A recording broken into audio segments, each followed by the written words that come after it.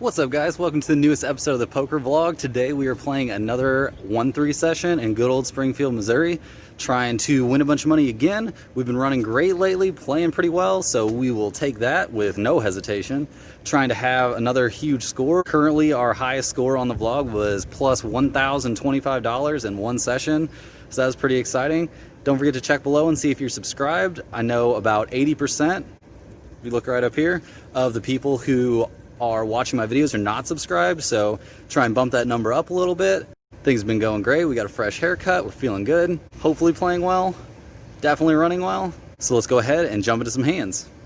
Okay, so we're gonna go over some hands today, and it's gonna be a little bit different. We have Isaac from the Golf Kill Box, and he is a, would you say, ex-professional poker player slash dealer? I would definitely leave out the player part, but I definitely dealt cards for a living. That part's inarguable. Okay, well, he's going to help break down some of my terrible decisions in this session that I ended up winning in. So we'll go ahead and jump into hand number one, or give you a little bit of a prequel to what actually happens. I sit down, get no hands for about 20 minutes, and then like the most well-known high-stakes regular from the area sits down 2 seats to my right. So not ideal, but whatever. It could have been worse.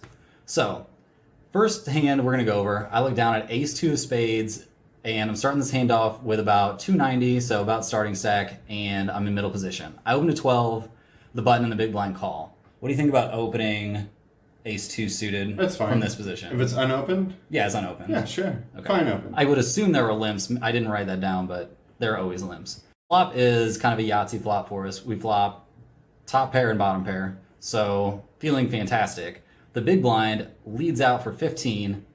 I go ahead and raise it up to 40.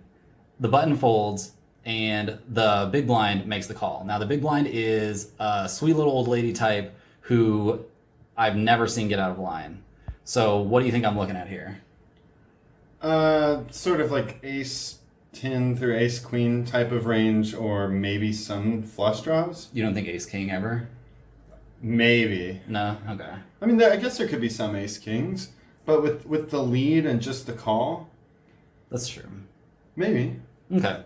Well, the turn comes down the jack of clubs, so it immediately completes the flush draw. The front door flush draw. So, she checks. I go ahead and lead out for 55, and she shoves all in for 245 total.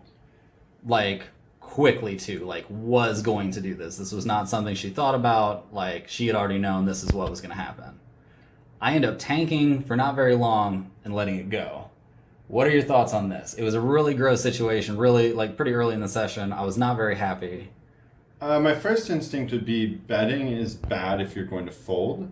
Because if you're folding on the flush card, then betting there doesn't serve any purpose, right? Like, what are you betting to extract value from? Like, I guess ace-king, ace-10, ace whatever. Ace-king, if you think she has that ace-queen, ace-10, if she's that sort of player. But I don't know. I think that betting to fold is definitely wrong with that good a hand. Okay. So I guess a better move would be, I guess, just check back the flush card then, and then evaluate rivers. Well, I mean, what range are you putting her on when you bet fold? Like ace-jack, weird sets, or flushes? Like, can she have king-queen of clubs? Yes. That's like the only real combo, right? King-queen or king-10 of clubs? I think so, for sure. And this is, like, the only move I could ever see her make is, like, getting after it aggressively with a really strong flush draw. But the way you're describing her, she doesn't really play aggressively. Right. But that's the only aggressive move I could see her making. Does she have a 0% bluffing range there? Yes. Then betting has to be wrong, because if I ever get raised, I'm going to have to fold to her. If you ever get raised, No, you can... Now, the real question there is what you do with, like, the medium flushes that you'd have there sometimes. Say you have, like, the 10-8 of clubs, and you turn a flush there. Are you going with that hand, or are you only putting her on flushes or ace-jack? I'm probably going to go with that hand. I mean, yeah, there definitely is plenty of ace-jack in her range. Probably all of the ace-jack, too. And really, the whole idea here is when you're talking about ranges too much in, like, low-stakes live games, it's unnecessary. You can be genuinely, you can be super exploitable and say, I'm going to check back even ace-2 here, because betting it and folding it, then I'm, like, a little confused. I don't know if you should ever have any bluffs there. Probably not. It seems like the best hand you could fold. Ace-jack, do you fold? No. Man, but ace jack is the same thing as ace two there, right? Uh, Except for the yes. combinations of Except ace for the jack. combination of ace jack. I think she has a lot of ace jack there. Yeah, I mean, if you put her on that range in the first place of ace 10 through ace queen, and you're saying ace king, which I don't know how people play. I've I seen don't a know how, lot of Yeah. ace king gets flatted in this game. You're right. I'm thinking back to my days of dealing thousands of hours of 1-2. There's a lot of pre-flop flatting with ace king, but in general, I just think checking's got to be a better play. There's probably hands that you could bet that are bluffs, like king queen with the king of clubs or king 10 or something weird like that Yeah. you probably wouldn't raise on the flop in the first place. But if you have to have a bluff, then yeah, I don't know. It's a weird I one. probably don't have to have a bluff. You probably don't have to have a bluff, but you definitely shouldn't bet fold ace two. Yeah. All right, so a little bit later on, I look down at ace 9 suited from middle position, starting the hand with about 280. I open up to 12. Small amount makes it 25. So I'm getting raised pre-flop. I make the call. It's such a small raise, I don't think I can fold ever, really, right? No. Okay. So- You're actually not folding like anything there. Literally nothing. Yeah, like just getting 2x. Like, okay. But it's meaningful in that shows a lot of... Anytime you get re-raised pre-flop, even if it's to like a very small amount, that shows a lot of strength of starting hand in a 1-2 game, I think. You'd think that, but with that raise size, you kind of have to throw everything out the window. Right, I Because have that to means they're call. willing to do some crazy shit. That's true. Flop comes down, ace high, all spades. So, kind of weird for me, obviously. He bets 40, and I make the call. So, pretty straightforward. This is literally exactly what I have to do, I think. Fairly straightforward, although it is tough, because I'm not sure how you're proceeding on a lot of turn cards. But if you're going to call with that pre-flop and you're going to flop top pair, you're not just going to fold to one bet. Right. I guess I could maybe raise there and try to... that seems kind of crazy, though. Well, again, you're just saying, hey, I have a flush, or maybe a set of sevens, or maybe ace 7. Yeah, if you're going to raise it. there. So it just seems a little limited. And some of those hands you're going to flat anyways. Yeah, for sure. Turn is a 2 of spades, so now we've got 4 spades on board. We both check. Seems weird-ish? I'm not sure. I'm not sure what your hand becomes when he checks the turn. Does it become a bluff catcher? Do you just try to get the showdown as cheaply as possible? Or do you think sometimes you need to turn it into a bluff and try to get like ace king, ace queen, hands that might have 3-bet you That don't have a spade, that don't have obviously. the king and the queen of spades to get them off that hand? Because I think I can fairly reasonably represent having... I guess I can't have ace king, but I would bet call ace queen and ace jack and ace 10 Sure. with a spade in them. But, I mean, obviously not going to be like hyped with ace 10 with just the 10 of spades. So anyway, we both check. River comes down 6 of hearts, so basically a blank. He checks. I go ahead and decide to represent having a spade at this point, which feels a little bit too late. I bet 40, which seems like too small of a size. He tanks for quite a while, slides out the call. He called us down pretty light. He's got ace of hearts, queen of clubs, so no flush, just called it down with the ace. Did he misread the black card and think it was a spade? It did not seem like he did, because I'm pretty sure he would have just like insta snap called. Okay, so this is an interesting one because I think this speaks more to your image. Because you're playing in home games, right? Mm-hmm. And you've mentioned in past videos that you have like this perception of being a nit. And yet, if you're getting looked up in a spot like this, they don't think you're that much of a nit. They think Right. you're capable of having some bluffs. But 40 into 130-ish on the river seems small because I don't know what hand you would bet that with. Like tens? Yeah, With the that 10 of spades? I would have not bet the turn with. Right. So- I mean, there are hands that you would check back there, because there are some combinations of like king with a spade, queen with a spade that he might check on the turn to try to trap.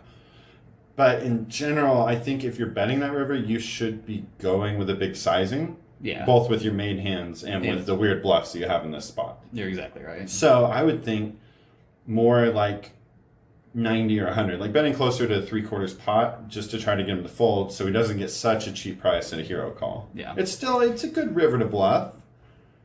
I think With you how got to long bet big or you need to check bet back. big or check back. Yeah, I think you're 100% right. Because with how long he thought about it, I think betting a bigger sizing probably would have gotten the job done. Right. All right, on to the next one. So, after a little bit, I've got pocket sevens in the hijack. I'm starting this hand off with about 240, and it's a straddle pot. So, everyone before me, pretty much, calls the straddle, which seems insane. So there's a bunch of dead money out there. I have it written down that it's a $6 straddle. I think is a $5 straddle, actually. and I make it 18 when it gets to me. So pre-flop is obviously way too small of a sizing. Well, that seems like a great hand to limp. I don't Exactly. Like, why understand. wouldn't I just limp? Either limp or just make it 30 fucking or 45. 50. Yeah. Like, what do you do there with an actual premium hand? I make it like 45 or 50. Right, and so Yeah. doing that is just, first off, you can very easily get blown off by another player at the table can say, if he's making 18, his range is really limited here. His hand can't handle 75 or something, and then they're really picking up the dead money. Oh, yeah. So I think it's limp or make it big, and I'm definitely leaning towards limp. Yeah. So 3 people call. I've got position on all of them. So at least that part is good, I guess. I'm actually surprised only 3 people called. So flop comes down, queen high, pretty dry board. Although we do have a flush draw on the board. Action checks to me. I bet 35. 2 players fold. And then the last player to act makes it 100. I've just played this terribly the whole way. Yeah, there's nothing else I can do. Like, what am I gonna... I can't call. Yeah, you've made the pot big with a hand. I mean, I don't mind betting 7s there. I mean, I don't mind it, and then I bet 7s there and get raised off my hand all the time. Yeah. I mean, we all make if that I had mistake, played but... if I had played this hand differently, raised to a bigger sizing pre-flop, I might have just won pre-flop, and then I would also be able to bet a much larger amount here and have a better chance of having my hand taken seriously. Right, he might have called you with Queen Jack or something. Exactly. I don't It would've been really know super what he's easy. raising on that flop. Probably something like that. Or it could be a flush draw. Well, it's weird, really, to think about what he's raising you with there. Because there's not really any 2-pair combos. No. I mean, there's like no 2-pair combos. Basically so there's no. sets. But people in a game like this are going to raise ace-queen and maybe sometimes king-queen. So, I mean, generally I get that flop and I'm okay with it, but I'm really unhappy that the pot's inflated and then suddenly I've put $50 in the pot and now I have to fold. Yeah. So, but yeah, I do end up tank folding, so we lose that one, and I played it really bad. Okay, so after that debacle, I look down at ace-jack offsuit from the button. I'm all the way down to 175 for my 300 starting stack. I go ahead and open to 15 over some limpers, so I think if there were limpers, I should probably be opening to at least 20, 25, right? yeah. Yeah, okay. So I get 3 callers. Big blind, under the gun +1, and the hijack, who is the player who bet me off of my last hand. Very aggressively. So, thoughts? It's fine. It's just normal. Fine, should have gone bigger, clearly, than 15. Just a little bigger, but more or less it's fine there. You can make it 15, you can make it 20. It sort of gets gray in there. Okay. More like a personal preference sort of decision. Right. I think definitely in hindsight, I would have liked to have gone at least 20. Sure. Yeah. Flop comes down, a good-ish looking one for us. It is ace-7-7, so we flop top pair, good You need kicker. that flop last hand. We did need that flop last hand. So, action checks to me. I bet 20, and only the hijack, the guy who's been coming after me, makes the call. So, 20 is not enough here, right? No, I think on paired boards like this, betting down is totally fine. Like, even though you're betting into 60, you're betting a third of the pot, it's fine because what are you really targeting? It's like the proverbial way ahead, way behind idea. So if someone has 7, you're fucked. And then it's a good thing that I bet less. Right, Yeah. and that you bet less, but you want to get value from like 9s who probably aren't going to fold to a single bet on ace-7-7, right? Right. Yeah.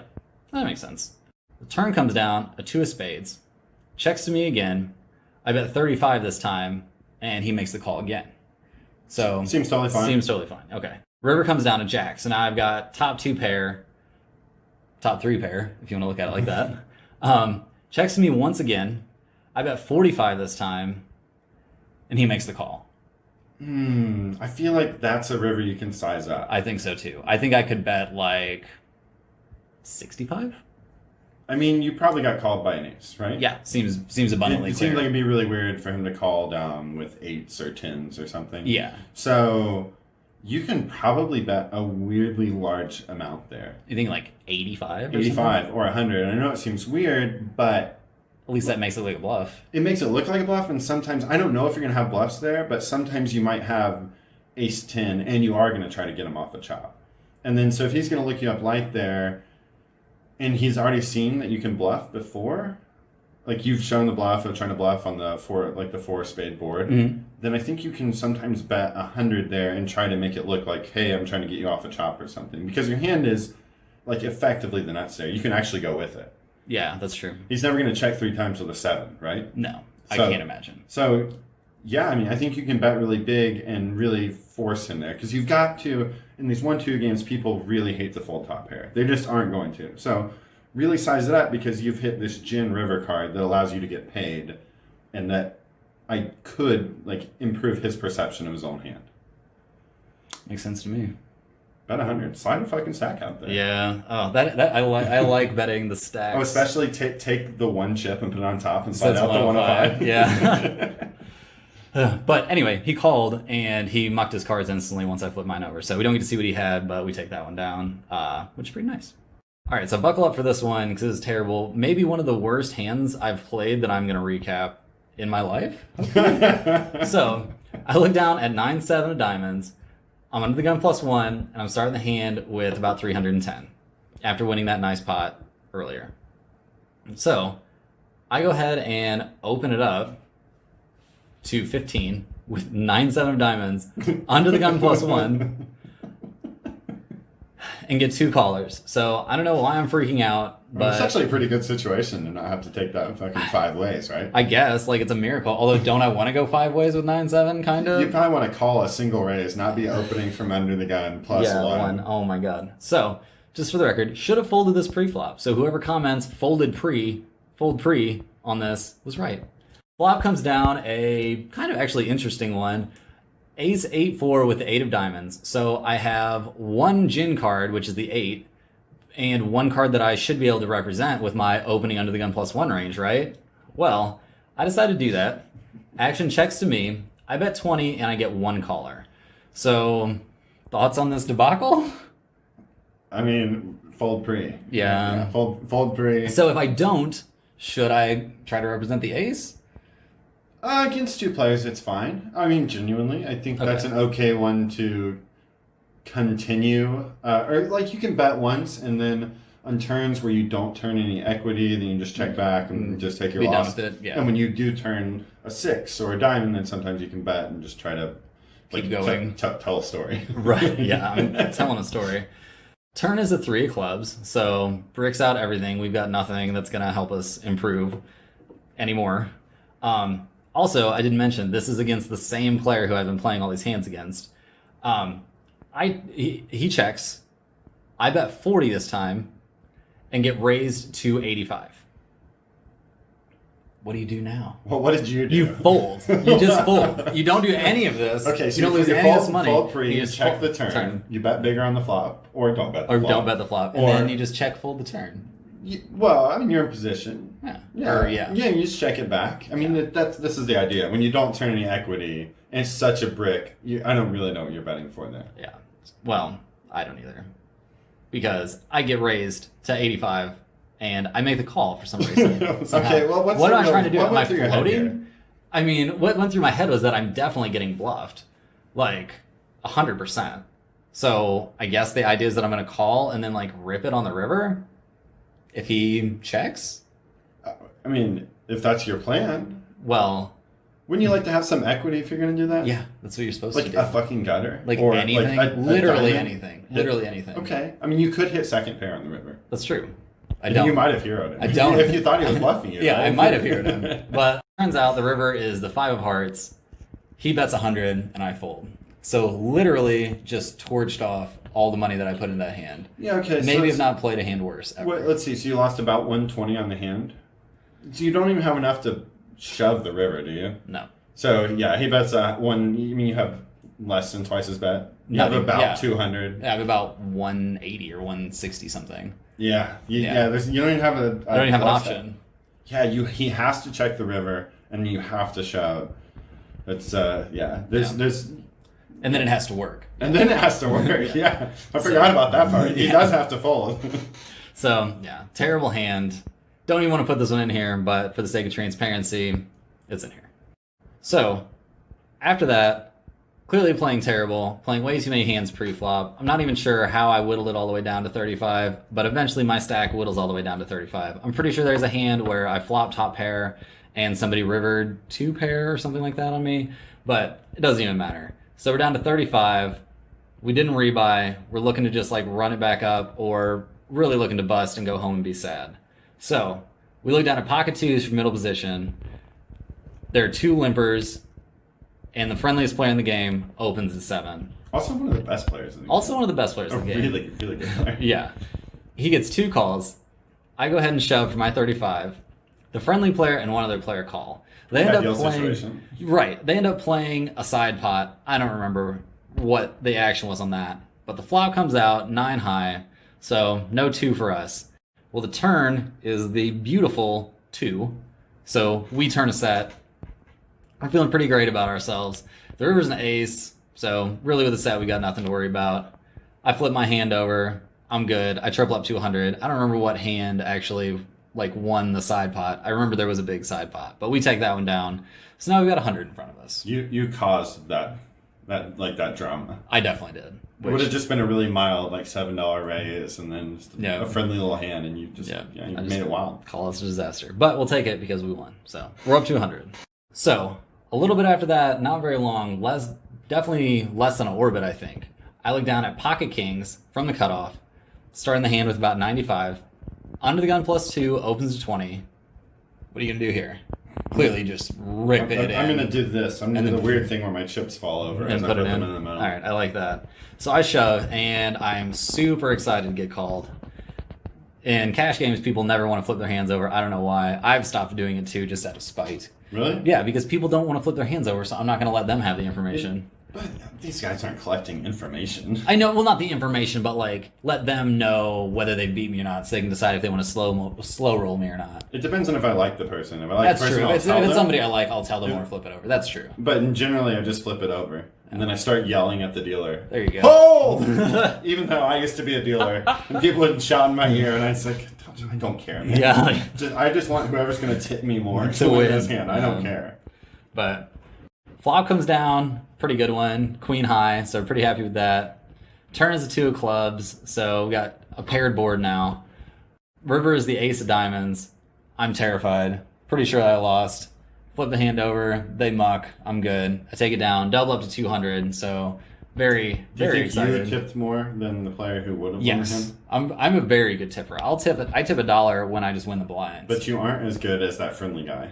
I'm not. That's true. Yeah, that's true. Yeah. You talk about a guy that dealers would get excited when he come in. Yeah, I bet. Just a great guy. Yeah, he's just a good person. The best. So, all right, on to the next one. Okay, so I look down at pocket kings again in the next hand from middle position 1. I'm starting this hand with the $200 I just won, and it's a straddle pot. So back-to-back hands? It's not back-to-back hands, but it's close. It's within the same orbit. I got aces back-to-back once in Siloam Springs. Sick. Back-to-back hands. In a tournament or cash game? Tournament. Sick. Really cool. Did they pay off?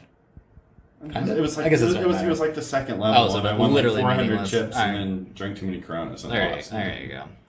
So I did the straddle pot. I went up to 20 over some limpers. I finally opened to an appropriate size, and I had a premium hand. That's depressing that I'm doing that. At least you're giving your information away. My God. With your bet sizing and with a video, right? Yeah. So double jeopardy. We're safe.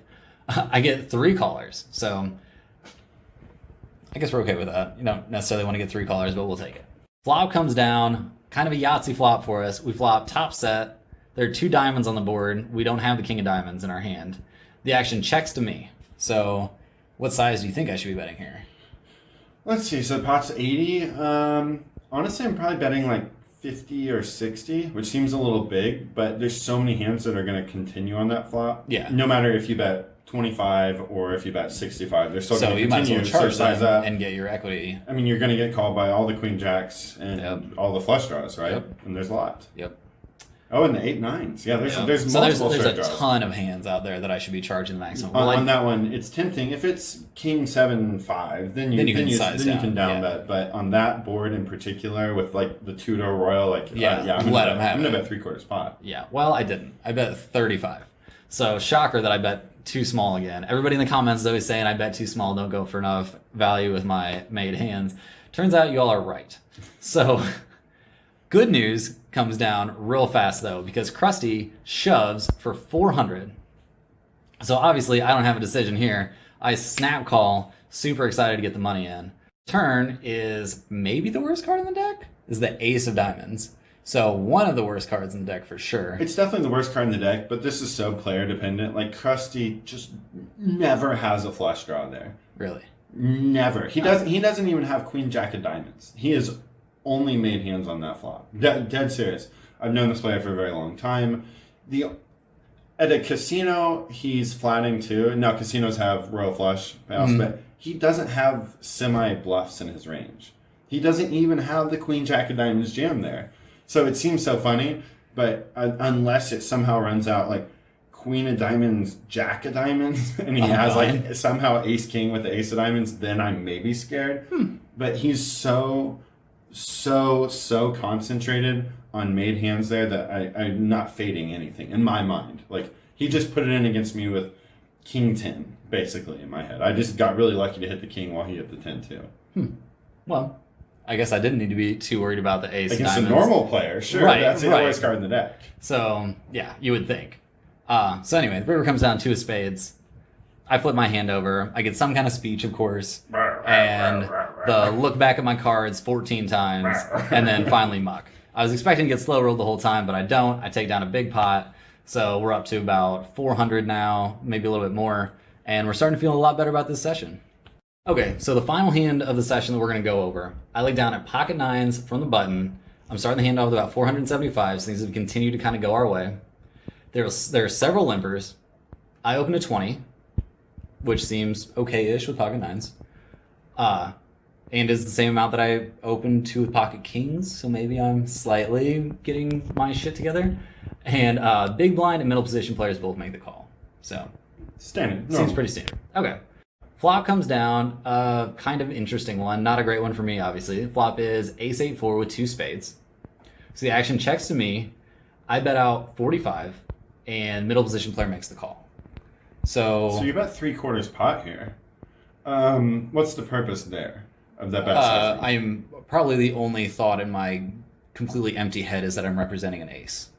But at the same time, if you're going to bet less than half the pot with the nuts, with top set, and on a board like that, I think you would. I don't know. Actually, it just seems weird to bet 3/4 pot with that hand because I don't really know what you're hoping for. I don't either. I'm hoping for folds from like tens. I guess. Because flush draws are probably still continuing. Yeah, flush draws are 100% going to continue. So then I guess I'm charging a flush draw fairly well. I think I'd rather do that with ace queen than a pair of nines. Yeah. So definitely the wrong sizing. I'm not sure what the right sizing would have been though. With nines, you can. Or I could check. Yeah, I mean, I don't mind. I don't mind a bet. I just, it's more of a general game flow and the theory of how you're going to play, and this is why I think you need to bet big when you have top set, and if you're going to bet 3/4 pot with like an under pair or second pair or whatever you want to call it. You need to bet big with both of those. That makes sense. Right. So middle position player calls. Turn comes down the 10 of diamonds. So another overcard. It doesn't complete the flush draw. No, it's not a blank, but it's kind of a blank, right? Like it's a blank. Yeah. I don't know what it hits. Like maybe the weird king 10 of spade type hands. Maybe. I mean that's that very makes sense. It's very specific. And they're not even going to be that stoked about it because they're probably assuming that I have an ace here a lot of the time. Maybe not. Maybe not. Apparently not. Apparently not. So, so middle position checks. I bet 65, and he makes the call. So I'm continuing to tell the story of I have like a big hand here. I have an ace. Right. And he is continuing to tell the story of I'm gonna find out if I hit a flush or not. That's what it seems like. Right. So that was how I read the situation. River comes down, the 2 of diamonds, and this is where the hand gets really weird. The middle position player leads out for 80. Which is a really small bet. Which is a pretty small bet. 280. Right, but 80 feels like a big bet to people in this game when they bet 80. To this player in particular? Yes, just the number. And to most of the players in this game. Not all of them, but a lot of them. It's so weird because it's obviously not a large bet. 80 into 280, you don't have to be right very often at all. Yeah. So, I mean, what are you getting? 3.5 to 1? Yeah. So, it's how often but if you think it's a type of player who it's a big amount to bet to them, are they going to be bluffing that often? Right. Well, I don't really know. They looked like they were betting. They're like, it didn't make any sense to me. Like, what would they possibly now raise the river on a two, like, To on just a two of lead diamonds? into after check call, check So call. it just felt like a bluff, like out of left field Ace two of bluff. spades? Maybe ace two. Of It could have been. spades? It could have been ace two of spades. But surely they would have raised I mean, I would. at some point. But- Maybe. I mean, maybe. I guess not necessarily. But anyway, this was one of those situations where I like kind of went with my gut and was like, this did not make any sense to me. And so, and like, you're right, I am getting a very good price. I hope that I took that into consideration before I made this call. It wasn't just like, I can feel it and make the call. But everybody knows I hate to fold to river bets, and I love to make hero It's really calls. good to be a nit, but also to be a calling station. That's a really good combo to just be plugging away down in like the live low stakes, no limit world. But anyway, it does work out for me. I end up making the call. He says, if you make the call and you win. yeah. He says, I missed my flush. You're good. And I flip my hand over and we take it down. So it's a big pot. We are up money on the session after being 35. down to 35. So we are stoked. We're ready to rack up and get out of here. Thanks for helping me break down these hands. Of course. Everybody make sure to tune into the Kill Box. You can always find it on my Twitter feed, or you can just look up, isn't it killbox.com basically? Golfkillbox.com, Twitter, golfkillbox. Yep. Or actually, if you just Google it, and we're in the iTunes store. Sick. Yeah, so if you Google Golf Kill Box, you'll be right in there. So, all right, guys. We're going to rack these chips up and head out, and we will see Isaac back in another video in the not-too-distant future. So, thanks for the help, and tell me how bad I played.